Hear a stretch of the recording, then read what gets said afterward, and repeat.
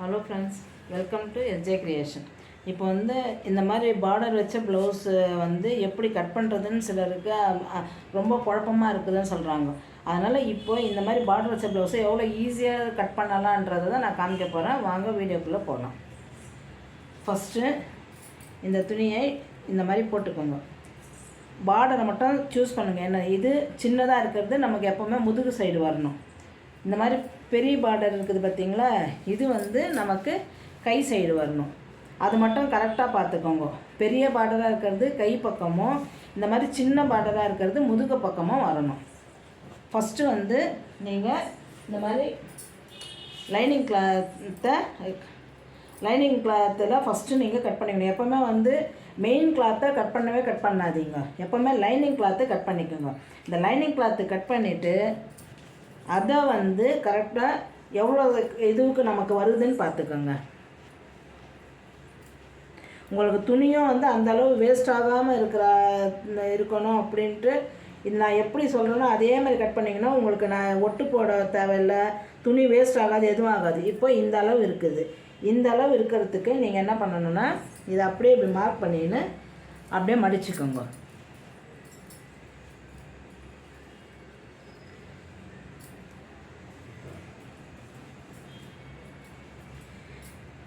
இந்த மாதிரி மடிச்சுக்கோங்க.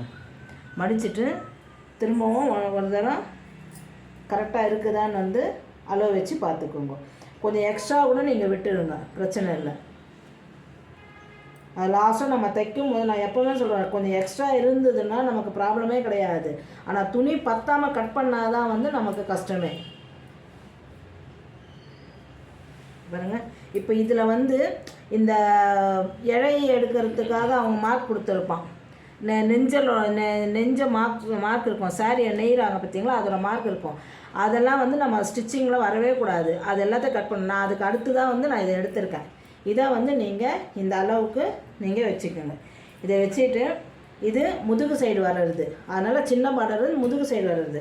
இப்படி வச்சுக்கிட்டு நீங்கள் இதை கட் பண்ணிக்கணும்.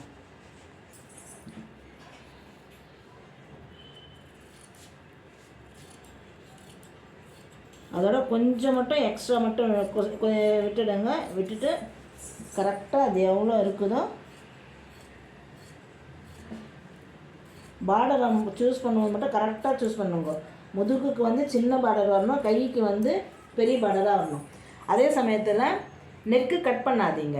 நெக்கு கட் பண்ணாமல் அப்படியே ஸ்ட்ரைட்டாக இருக்கணும். ஏன் நெக்கு கட் பண்ண தேவையில்லைன்னா, நீங்கள் ஸ்டிச் பண்ணுறீங்க பார்த்தீங்களா, ஸ்டிச் பண்ணிட்ட பிறகு இதை வச்சே வந்து நீங்கள் ஸ்டிச் பண்ணிக்கோங்க.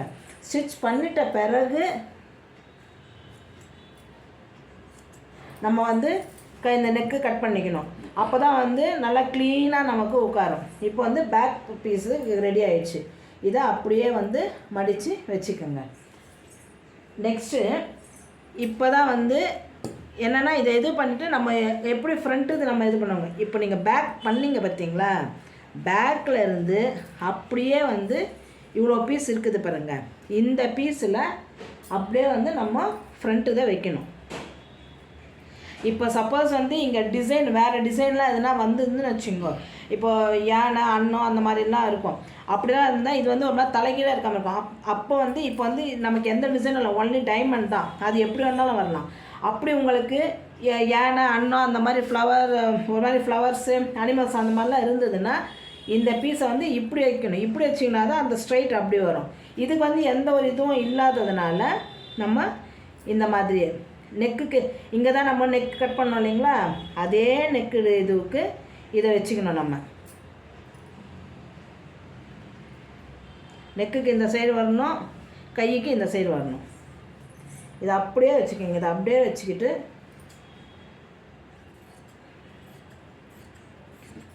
கரெக்டாக இப்படியே கட் பண்ணிவிடுங்க. அப்போ உங்களுக்கு எந்த ஒரு குழப்பமும் இருக்கவே இருக்காது.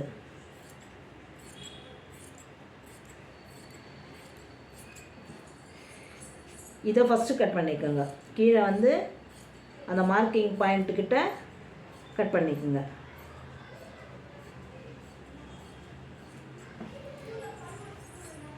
கட் பண்ணிவிட்டு இதுக்கு வந்து நீங்கள் நெக்கு தாராளமாக வந்து நீங்கள் கட் பண்ணிக்கலாம். ஏன்னா வந்து நம்ம இதை நம்ம பீஸ் கொடுத்து தான் நம்ம கட் பண்ணுவோம். அதனால் இதை வந்து பீஸ் கொடுத்தாலும் இல்லை திருப்பினாலும் இது நமக்கு பிரச்சனை இல்லை. ஏன்னா இது வந்து 2ஆக தான் இருக்க போகுது, ரைட்டு லெஃப்ட்டுன்னு 2 இதுவாக இருக்கும். அதனால் வந்து இதை தாராளமாக வந்து நம்ம நெக்கு கட் பண்ணிக்கலாம். பேக்குக்கு மட்டும்தான் கட் பண்ணக்கூடாது. பேக்குக்கு கட் பண்ணாமல் நம்ம ஸ்டிச் பண்ணிட்ட பிறகு கட் பண்ணோம்னா நமக்கு அந்த நீட்னஸ்ஸு நல்லா வரும். இப்போ பாருங்கள், இப்போது ஃப்ரண்ட்டு ரெடி ஆகிடுச்சு. கரெக்டாக ஸ்டிச் பண்ணும் போதும் ஃப்ரண்ட்டுன்னு பார்த்துக்கோங்க. பேக்குனா இப்போ பேக்குனா உள்ளுக்குள்ளே இந்த லைனிங்கை கொடுக்கணும் அப்படின்னு அதை கரெக்டாக பார்த்துட்டு நீங்கள் ஸ்டிச் பண்ணணும். இப்போ பாருங்கள், இப்போ இந்த மாதிரி இது பண்ணாச்சு. இதை பண்ணிட்ட பிறகு இப்போது ஃப்ரண்ட்டு தான் ரெடி ஆகிடுச்சு. இப்போ வந்து உங்களுக்கு கைக்கு எந்த ஒரு நிறைய பேருக்கு என்னென்னா அந்த கைது பார்டர் வந்து நமக்கு எப்படி வரும் அப்படிலாம் தான் இது பண்ணாங்க. இப்போ உங்களுக்கு இவ்வளோ பீஸ் இருக்குது. நீங்கள் நீட்டாக கை வைக்கணுன்னாலும் நல்லாவே வரும். இல்லை ஷார்ட்டு கை இதை வேணும்னா கூட நான் கரெக்டாக வரும். இப்போ இது வந்து ஷார்ட் கை தான் பாருங்கள், இவ்வளோ தான் இருக்கிறது. ஸோ நமக்கு நிறைய பீஸே மீறும். உங்களுக்கு இதில் வந்து எந்த ஒரு கன்ஃபியூஷனும் வரவே வராது. ஒன்று கரெக்டாக தேர்ந்தெடுக்கிறது என்னென்னா பார்டர் வந்து இப்போ சப்போஸ் 2 பார்டரும் இப்போ 2 சைடுமே ஒவ்வொரு சாரியில் வந்து 2 சைடுமே ஒரே மாதிரி பார்டர் கொடுத்துருப்பான். அந்த மாதிரி பார்டர் கொடுத்தாங்கன்னா நமக்கு அது ப்ராப்ளமே கிடையாது, ஒரே மாதிரியே கட் பண்ணிக்கலாம். இந்த மாதிரி பெரிய பார்டரு சின்ன பார்டர்னு வரும்போது சின்ன பார்டரை வந்து நீங்கள் முதுகுக்கு வச்சுக்கோங்க, பெரிய பார்டர் வந்து கைக்கு வச்சிங்கன்னா அதுக்கேற்ற மாதிரி கை இது வந்து ரொம்ப அழகாக இருக்கும். இப்போ இது அப்படியே வந்து ஃபுல்லாக டபுளாக போட்டு அதை அப்படியே இன்னொரு தடவை மடிக்கணும். மொத்தம் 4 பீஸாக இருக்கும்.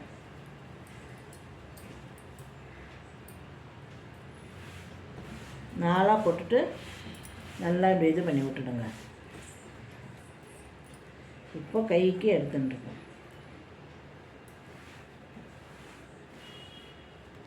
இப்போ ரொம்ப குண்டாக இருந்தாங்கன்னா கண்டிப்பாக வந்து இதுக்கு நம்ம எக்ஸ்ட்ரா வந்து நாக்கு வைக்கிற மாதிரி எக்ஸ்ட்ரா பீஸ் நம்ம வைக்கிற மாதிரி இருக்கும். இதுக்கு நீங்கள் அதே ஷேப்பில் கட் பண்ணிக்கோங்க.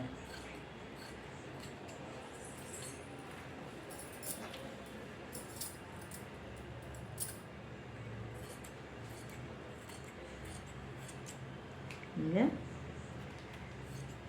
டபுளாக இருக்கும், அதையும் கட் பண்ணுங்க.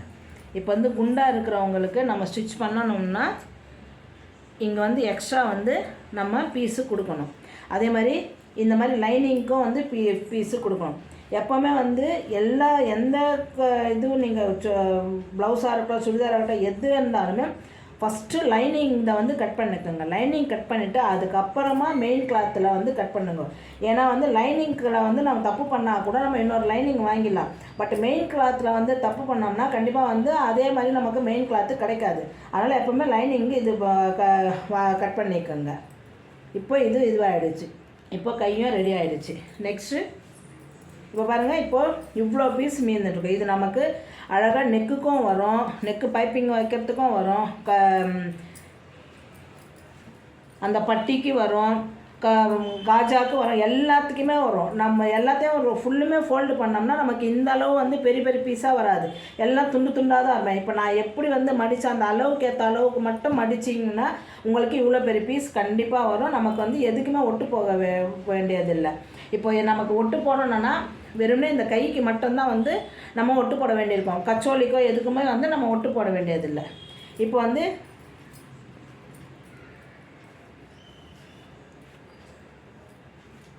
பட்டி ஃப்ரண்ட்டு பேக்கு கரெக்டாக பார்த்துக்கோங்க. இது பேக்கு,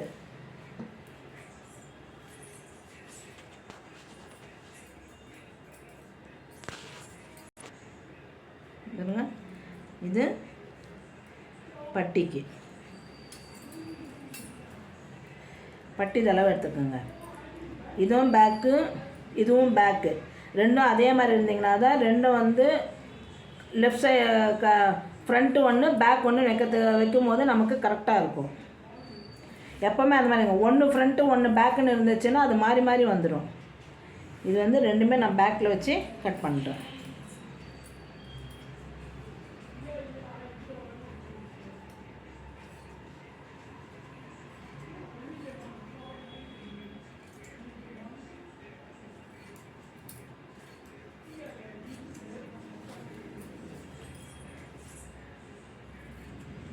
இந்த மாதிரி 4 பீஸ் கட் பண்ணிக்கோங்க. இது ஒரு சைடுக்கு இது நான் கட் பண்ணுறது, இன்னொரு சைடும் இதே மாதிரி கட் பண்ணிக்கணும்.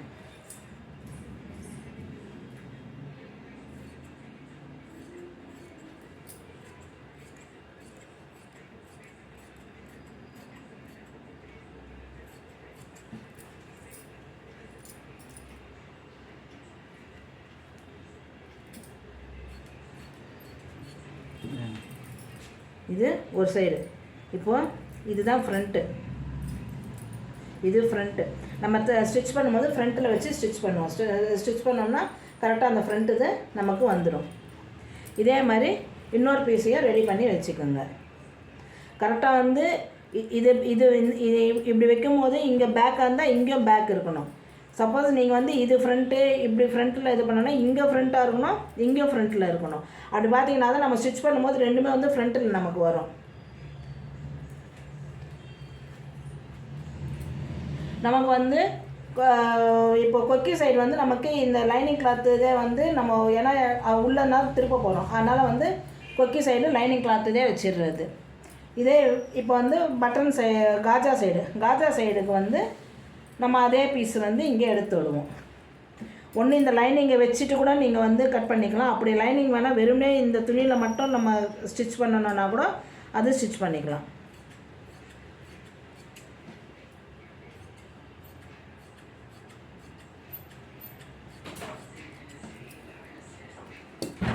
பாருங்க, காஜாவுக்கு ரெடி பண்ணியாச்சு. இப்போ உங்களுக்கு இவ்வளோ பீஸ் மீறுது. இவ்வளோ பீஸில் நீங்கள் தாராளமாக வந்து பைப்பிங்க்கு நீங்கள் கட் பண்ணிக்கலாம். பைப்பிங் கட் பண்ணிவிட்டு நீங்கள் தைக்கும் போது அதை அழகாக வந்து அதை ஸ்டிச் பண்ணிக்கலாம். அதுக்கப்புறம் சப்போஸ் நமக்கு நாட்டு வேணும் பாருங்கள், அந்த நாட்டுக்கும் வந்து இது வந்து ரொம்ப நிறைய பீஸ் இருக்கும். இப்போ இது இப்போ ஒவ்வொரு இன்ச்சு நம்ம நாட்டுக்கு எடுக்கணுன்னா கூட அது எடுத்துட்டிங்கன்னா கூட உங்களுக்கு கிராஸ் பீஸ் வச்சு லைனிங் பைப்பிங் கொடுக்கறதுக்கு ரொம்ப ஈஸியாக இருக்கும். ஸோ நான் கட் பண்ண மாதிரியே நீங்கள் வந்து அளவு கரெக்டாக வச்சு நீங்கள் கட் பண்ணிங்கன்னா உங்களுக்கு வந்து இந்த மாதிரி பார்டர் வச்ச ப்ளவுஸ் வந்து கட் பண்ணுறதுக்கு ஒரு கஷ்டமே இருக்காது. நல்லா க்ளீனாக கட் பண்ணிக்கலாம், ஈஸியாகவும் கட் பண்ணிக்கலாம். ஓகே ஃப்ரெண்ட்ஸ், இதில் நெக்ஸ்ட்டு இதில் வந்து லைனிங் ப்ளவுஸ் வந்து எப்படி ஸ்டிச் பண்ணலான்றதை நான் காமிக்கிறேன். தேங்க்யூ. மறக்காமல் சப்ஸ்கிரைப் பண்ணுங்கள், லைக் பண்ணுங்கள், ஷேர் பண்ணுங்கள், பெல் பட்டனை அழுத்திடுங்க.